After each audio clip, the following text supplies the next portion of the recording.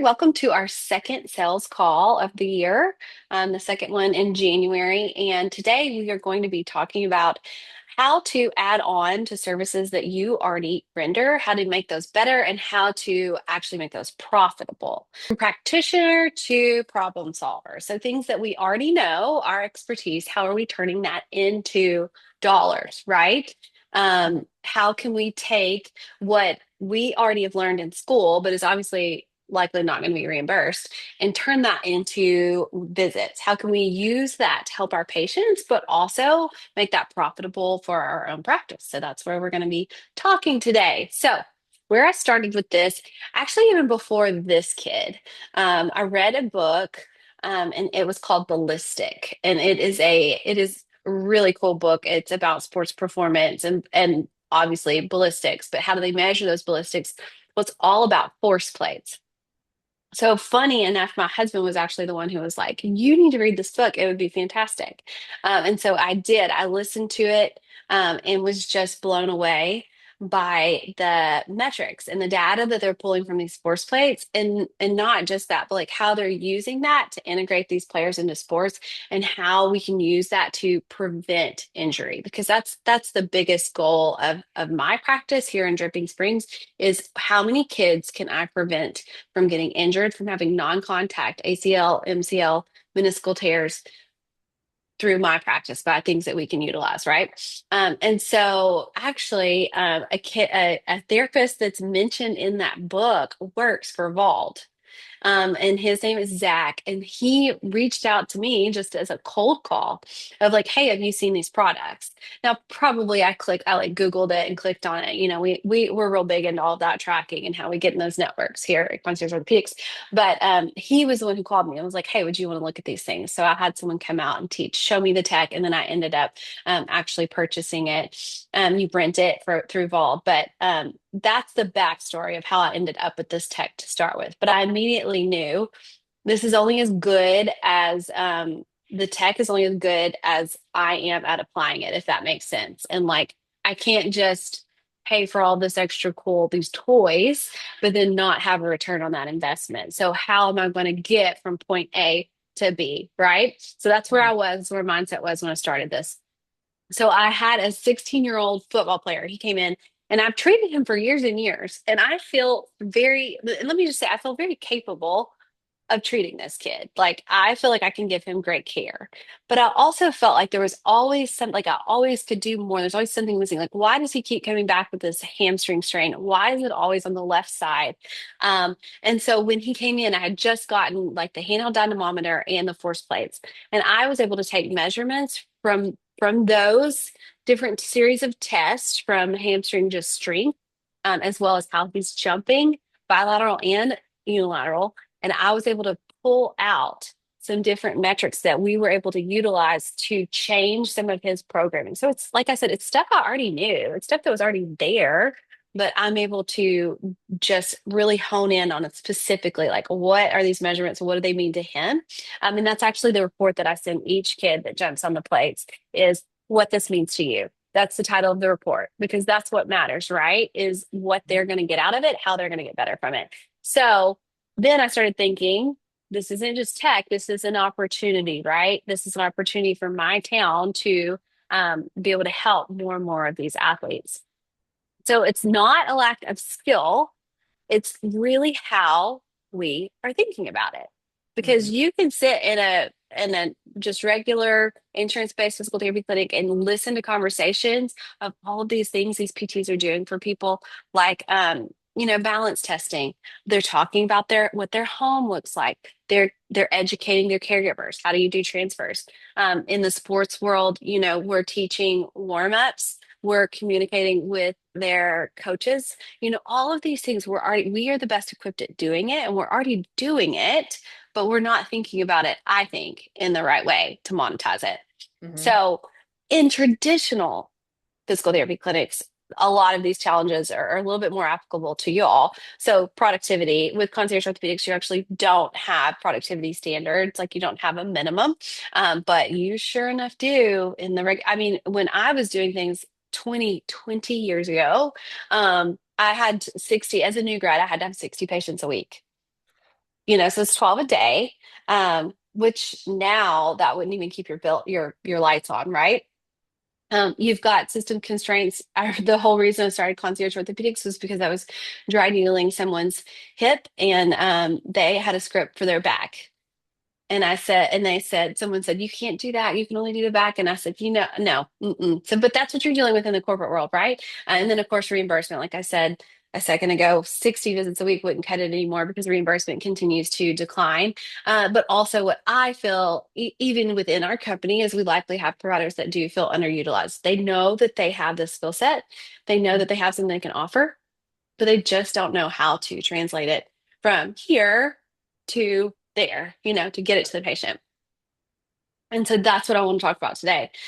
So, what if we're only working with the patients that we want to see? What if we are really saying what lights us up in that patient visit? And can we just do that? Not only can we just do that, can we create income from that? With Shania, that looks like training these patients. She loves when they go from injury Mhm. to the rehab to then um, well, we could say recreation. We want to stick with our art, like real life. Like what kind of activities can she allow them to do and changes she can make for them? And also, I think this is a time too where you can sit back and say you don't have anything that lights you up. Maybe this is a time to really think about where is there a demand in your community that you just haven't addressed yet. So those are some of the things we're going to talk through today. So for me, it was that force play technology. It wasn't sitting in our clinic. That's a little bit of an error, but what I will say is it does sit in people's clinics because when I spoke with other providers of, hey, do you have this stuff? Do you use it? They said we use it every day. So what's that experience like? Tell me more about that. I said, well, we use it every day. It's great. We're getting great information, but it doesn't change the visit price. It doesn't change the type of visit. It doesn't change the number of people I'm seeing come in. And I thought, that's a miss on your part, right? That's that could Yeah. be fixed. And so I'm going to figure that out. And what I saw just having young athletes myself is that all this prevention is needed. Let's not sit around and wait until they get hurt because they're going to, because they're Mhm. playing too many games, they're playing year round. So Mhm. here's the tech, here's the need. How am I going to develop the program? And so that's where I've been in my practice specifically over the last several weeks.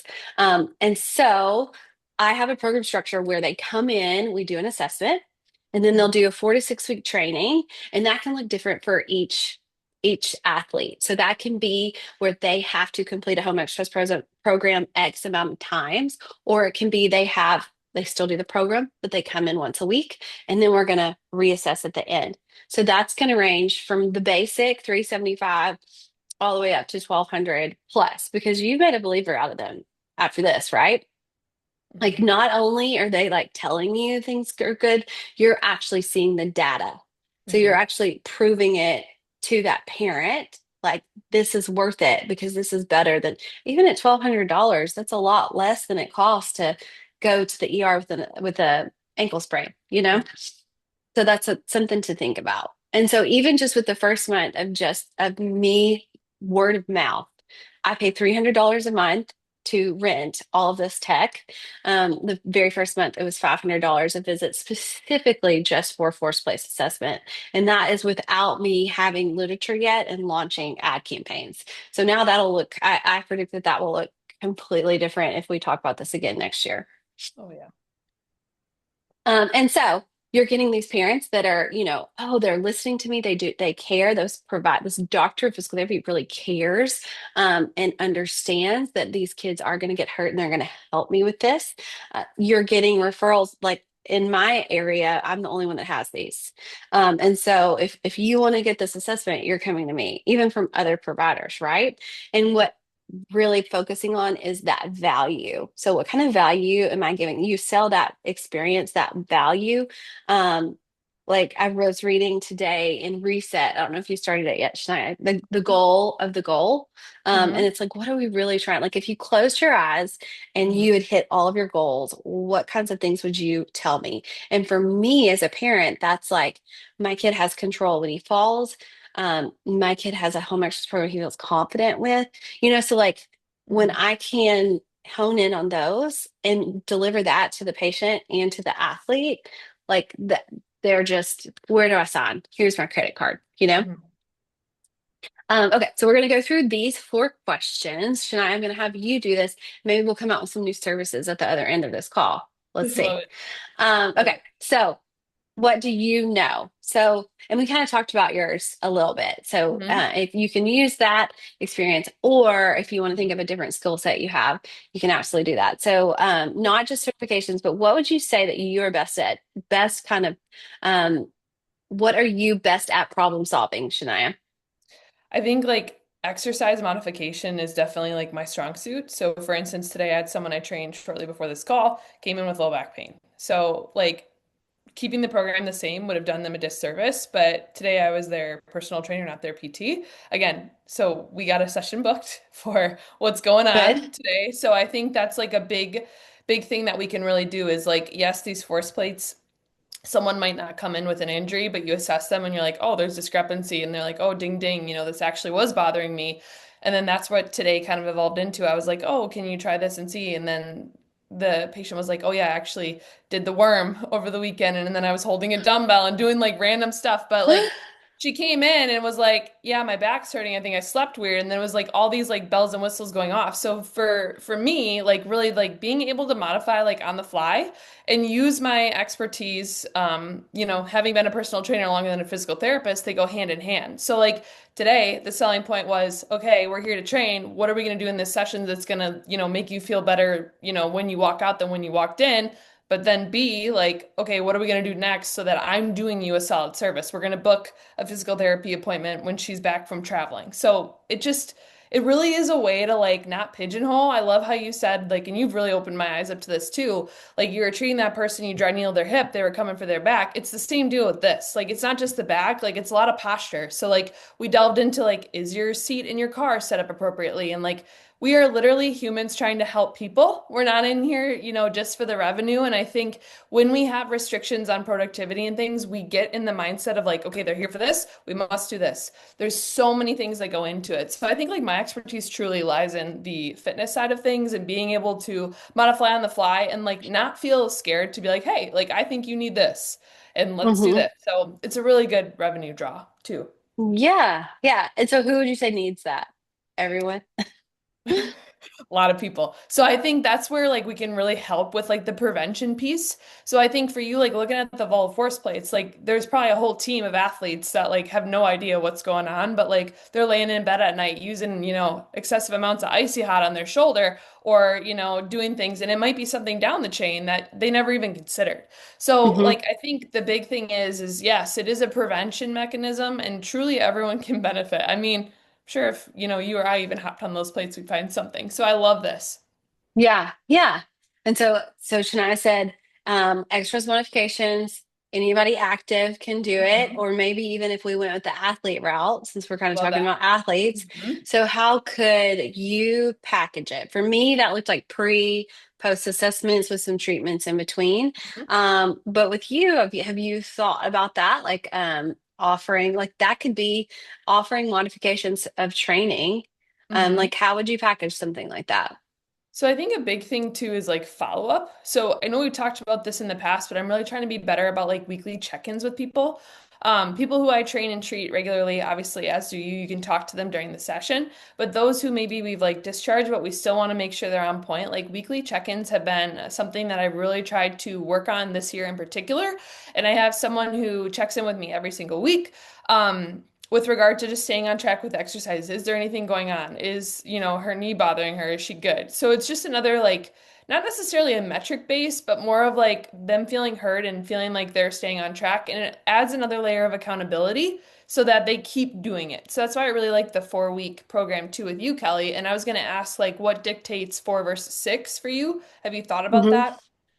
The individual. Okay. At the base, it would be 4 weeks if they're coming Okay. in like just an uninjured, um, young kid. Mhm. But it would just depend on what you see in the eval, I think, whether Love it. you change that or not, and then that Mhm. price would just be adjusted for Love because it. the price calculates in once weekly. It calculates the pre post assessment plus exercises that you're given plus weekly. weekly visits and it's a little bit discounted. So I think that's how you would calculate it is that you would Hmm. just say it's going to be the same price as once a week, as 6 visits plus the pre and the post. I love that. Um, but I'm thinking with you packaging and you're doing follow-ups, like Hmm. what would that look like too if you're offering extras modifications Hmm. and you're at discharge you've got Hmm. this maintenance program maybe like Hmm. hey things are going to come up you're going to keep staying active. I'm going to Hmm. be your PT in your pocket where I provide Hmm. these modifications depending on what happens, I and love that. that's something that they buy into. Maybe it's just low, maybe it's just like a $25 a month thing. It's like getting Hmm. insurance on your purchases at Amazon, but Yeah. like they know they can call, because Hmm. the purpose with just for purposes of this call, where we're Yeah. trying to think of what are these non-traditional services that we're able to offer I think to our that's really patients. good. And I think the other thing is too, like you have video consults listed there. Like those are really good because like when people have to get on camera, they're held accountable and they just feel heard. So I think that's really good too. And being able to look at their exercise form.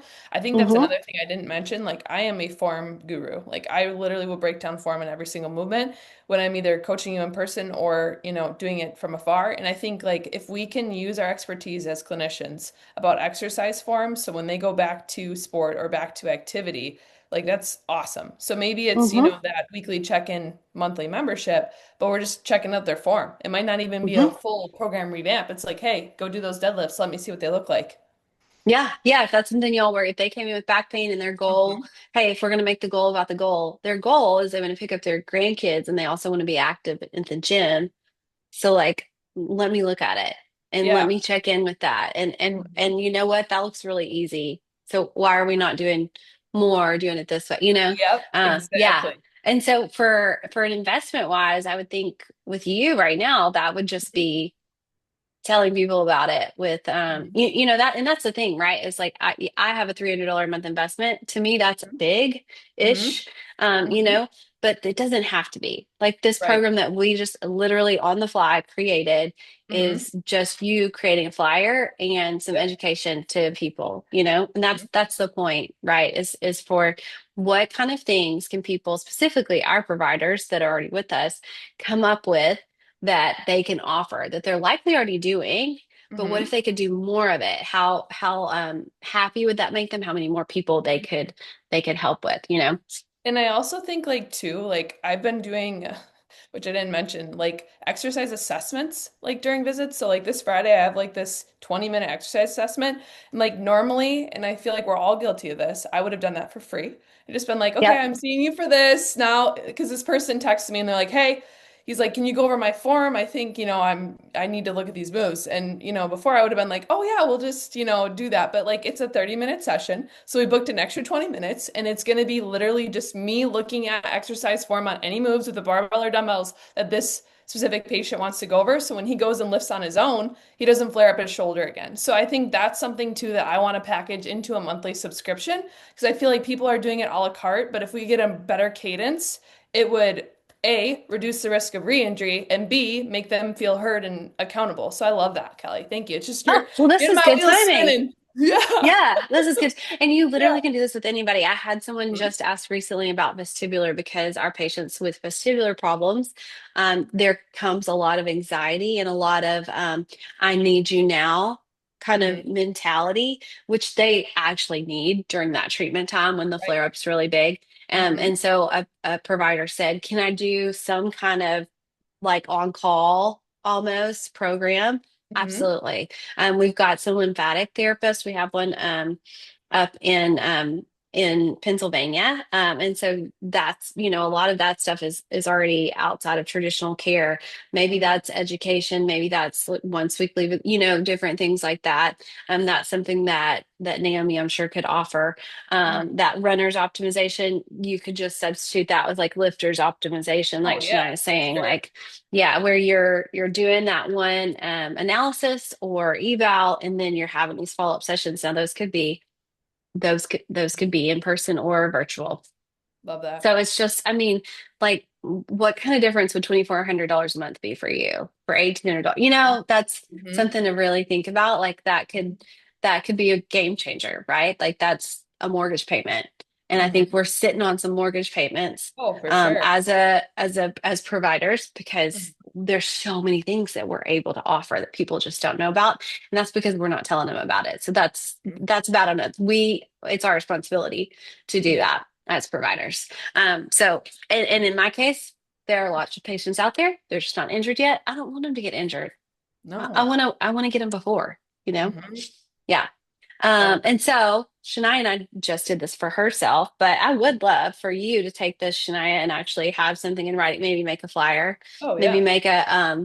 make a package in Hmm. Jane, our EMR, and have that up and ready. But if y'all are watching this, um, on the replay, I really sit down, write them out. Ask Hmm. your patients, ask Reddit. What is it I learned? Not Perplex. I think it's Claude that gives you, or maybe it's Grok that gives you the best real time what people are actually looking for. You Mm. know, just because you come up with a plan or a program, that doesn't mean unless you've like had a lot of experience with those people, maybe they're not, that's not what people are looking for. Maybe you're Mhm. just trying to see what are people Googling Yes. and how can I best help Mhm. them with those, is that something in my skill set? So really sit down and do the research, and just have one idea, just one idea, and then one actual step forward. Maybe it's just writing it down, maybe it's creating a graphic, maybe it's calling leadership and saying I want to add this into my service menu, is my Mhm. encouragement over the next couple of weeks for our team. Love that. um, but yes, we already know these things. Like I said, we're sitting on some mortgages. We're sitting on some car payments that we Hmm. can actually turn into dollars. Hmm. And that's what I hope that this presentation encourages our community to think about how we can best help those patients. I love that. I do want to add in one more thing. I think we are all guilty of this because even I feel this like as I want to create this package of like, oh, I don't know if I should charge for that or like, and I've been in this a long time with Kelly, over 4 years, and it's like people are, you're here to help them and they're paying for the value of the service and your expertise. So when we go and we look at this from a wide scope lens over the next 2 weeks, think about the value that you can provide and what a disservice it would be if you didn't tell them about it, because then you're not helping them. So it's like, it's not Hmm. about necessarily the monetary incentive. That's a byproduct. It's about how can I help these people be better so they don't get injured and don't have to pay thousands of dollars to go to the ER or, have an ACL surgery and be laid up and out of sports and, have mental health things and all the things. It's the goal of the goal. The goal of the goal is to not get them injured so that they can continue to play. Like, obviously, not to get them injured, but then the continuation of play, it's like the long game. So I think we need to look at it more from like the value that we can provide versus like, oh, I don't know if they'll pay. And it's like, no, the value is here and our price point is here. Like, you can't put a price on the value. So I think Hmm. that is something that I want to be better with as well after, learning about this, Kelly. So thank you. Yes, thank you so much. I hope that this like sparks a lot of ideas and so actual action, to think about how you can implement some of these services that you're already able to do and you're the best one to do it. I actually have a course that will come out this year, about non-traditional services and about how we can use that to monetize, but also just to just cast a wider net of the patients that we can help as physical therapists. Love it.